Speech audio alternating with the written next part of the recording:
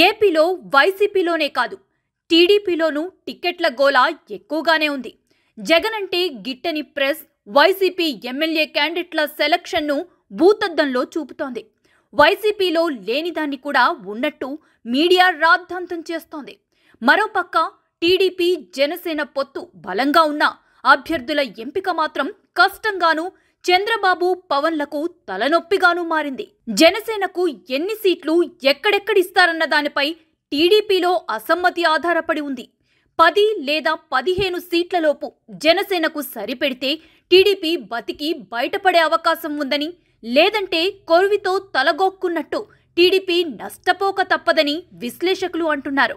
ఈ క్రమంలో జనవరి అంటే ఈ నెల 5వ తేదీ నుంచి చంద్రబాబు చేపడుతున్న రాష్ట్ర వ్యాప్త పర్యటనలపై అభ్యర్థుల ఎంపిక ఎఫెక్ట్ పడనుంది. ఈ నెల 5వ తేదీన తణుకులో, 7వ తేదీన ఉమ్మడి కృష్ణా జిల్లా తిరువూరు, గుడివాడలో, 9వ తేదీన ఉమ్మడి కర్నూలు జిల్లా ఆళ్లగడ్డలో, 11వ తేదీన నర్సారావుపేట ప్రాంతాల్లో చంద్రబాబు సభలు పెట్టాలని నిర్ణయించారు.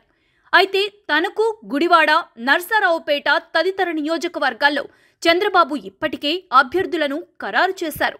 కానీ ఆళ్లగడ్డలో మాత్రం టీడీపీ ఇన్ఛార్జ్ భూమా అఖిలప్రియను ఎమ్మెల్యే అభ్యర్థిగా కన్ఫర్మ్ చేయలేదు. దీంతో లక్షల రూపాయలు వెచ్చించి చంద్రబాబు సభను విజయవంతం చేసేందుకు అఖిలప్రియ సుముఖంగా లేనట్టు సమాచారం. ఇదే అవకాశంగా భావించి టికెట్ కన్ఫర్మేషన్ కోసం చంద్రబాబుపై ఒత్తిడి పెంచాలని అఖిలప్రియ డిసైడ్ అయినట్టు సమాచారం.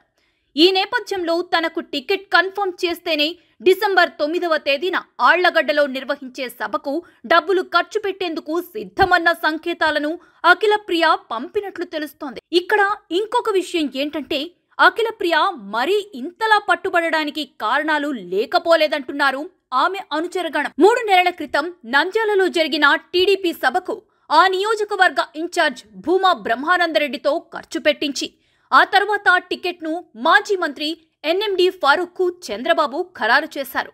ఈ కారణంతోనే ముందు జాగ్రత్తగా టికెట్ విషయంలో అఖిలప్రియ జాగ్రత్త పడుతుందట.